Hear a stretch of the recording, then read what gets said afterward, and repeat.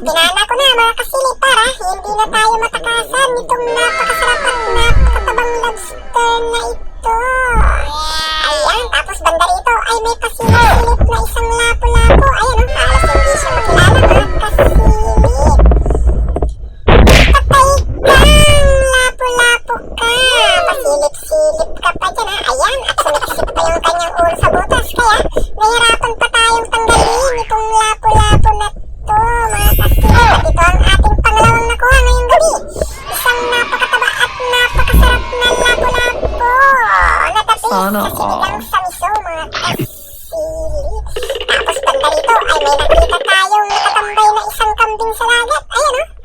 Patay kang kambing ka.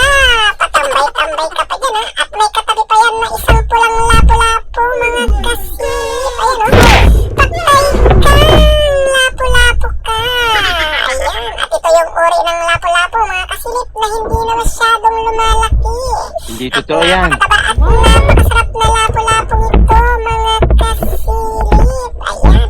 At ito ang pang-apat nating nakuha ngayong gabi. Isang bigger grouper kung tawagin sa ibang bansa. Nagulo ang English niyan. Ayan. Tapos Kakatagin ko banda yan. ay meron tayong nakita na pasilip-silip na isang malaking pasneya. Ayun siya. Wow! Patay kang pasneya ka.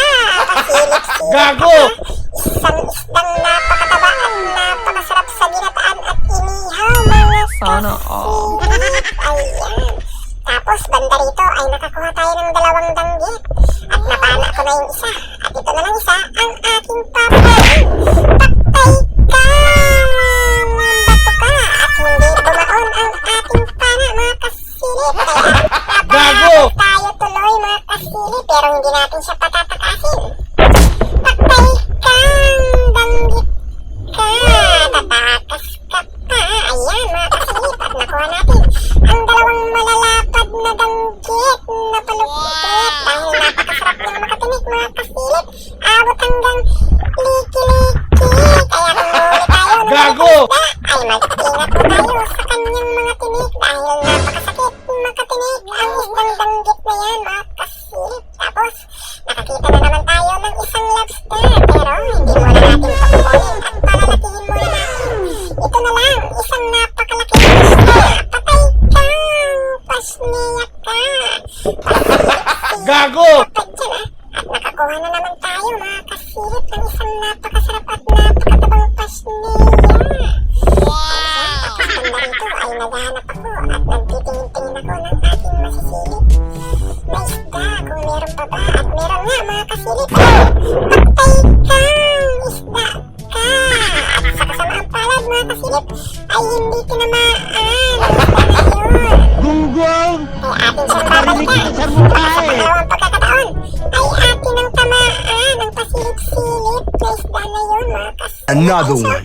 Patay kang isda ka. Ayan, at hindi na naman natin tinamaan mga kasilip. Siguro, Ginagamit niya yun, talaga utak, para hindi sa atin puso. ang isdang yun. Kaya iba na lang ang ating sisilipin dito tulad nito. Isang kulay dilaw na isda. Patay kang isda ka. Isa palang malaking goldfish mga kasilip na kung tawagin sa masinag Another ay one. mamulaki. Tapos may pasilip-silip na naman dito. Ayun o, ang laki. Patay kang isda ka. Pasilip-silip ka pa dyan ha. At napakalapad na pasneya mga kasilip o. Gago! Halos nasa kalahating kilo mahigit itong pasneya na to na ating nasilip dito sa dagat ng Candelaria, Zambales.